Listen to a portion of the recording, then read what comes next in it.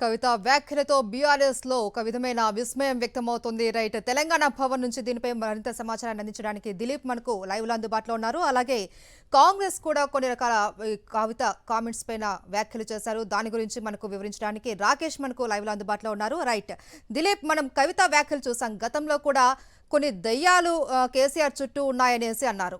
ఇప్పుడు చూస్తే డైరెక్ట్ గా కూడా అటాక్ చేసేసారు ఆవిడ.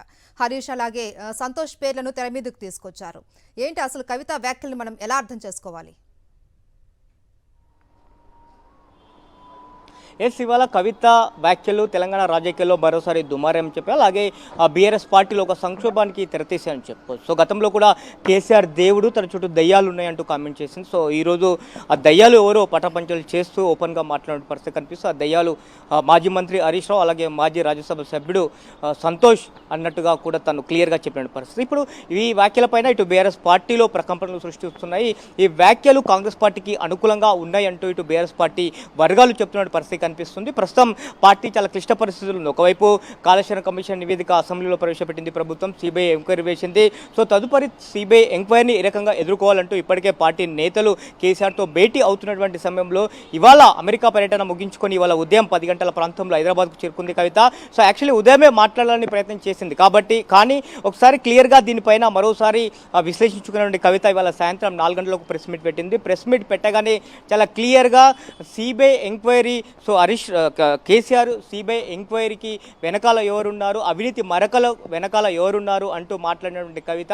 సో దీని వెనకాల మాజీ మంత్రి, అప్పట్లో ఇరిగేషన్ శాఖ మంత్రిగా ఉన్నారు హరీష్ రావు, తాను రాజ్యసభ సభ్యుడిగా ఉన్నటువంటి హరీష్ రావు అని చెప్తున్నారు. ఈ విషయం తెలిసే కేసీఆర్ రెండోసారి ప్రభుత్వం అధికారంలోకి వచ్చిన తర్వాత హరీష్ రావుని పక్కన పెట్టిందంటూ కూడా చాలా హాట్ కామెంట్లు చేసిన పరిస్థితి కనిపిస్తుంది. ఇవన్నీ ఇప్పుడు కాంగ్రెస్ పార్టీకి ఒక అస్త్రంగా మారాయి. సో ఇప్పటికే కాంగ్రెస్ పార్టీ కాళేశ్వరం ప్రాజెక్టులో 1,00,000 కోట్ల అవినీతి జరిగిందంటూ కూడా ఆరోపణలు చేస్తూ ఉంది. నిన్న కూడా అసెంబ్లీలో ఇవి ఆరోపణలు చేస్తూ ఉంది.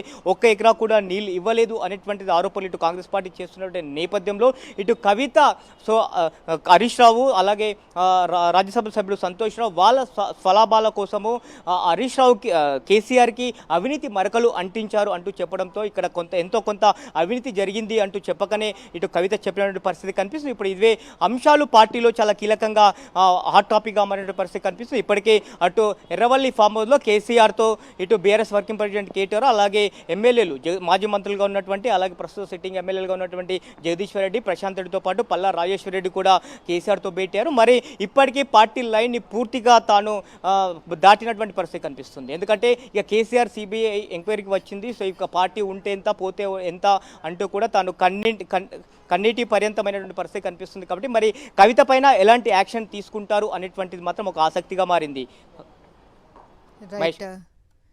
బీఆర్ఎస్ లో నెలకొన్నటువంటి ఈ విస్మయం ఒక విధంగా కాంగ్రెస్ పార్టీకి మేలే అనేసి కొన్ని వార్తా కథనాలు కూడా వస్తున్నాయి. రైట్, దీని గురించి రాకేష్ని అడిగి తెలుసుకుందాం. రాకేష్, ఒకవైపు బీఆర్ఎస్ నాయకులేమో కాంగ్రెస్ వాళ్ళు కవిత వెనకొండి వ్యాఖ్యలు చేయిస్తున్నారని చెప్తున్నారు.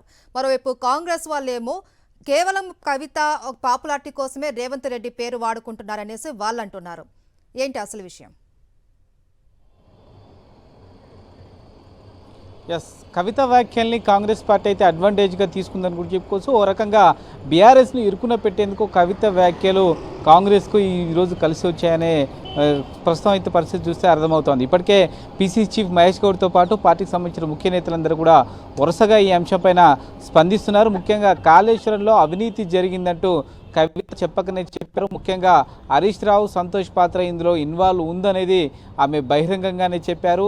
కేవలం తండ్రిని కాపాడుకునే ప్రయత్నంలో భాగంగా ఆమె కేసీఆర్ పేరు చెప్పకపోయినప్పటికీ కేసీఆర్ ఇన్వాల్వ్మెంట్ కూడా ఉందంటూ కూడా కాంగ్రెస్ కౌంటర్ అటాక్ మొదలుపెట్టింది. నిన్న కాళేశ్వరం కమిషన్ సంబంధించిన రిపోర్ట్ పైన సుదీర్ఘంగా అసెంబ్లీలో చర్చ జరిగింది.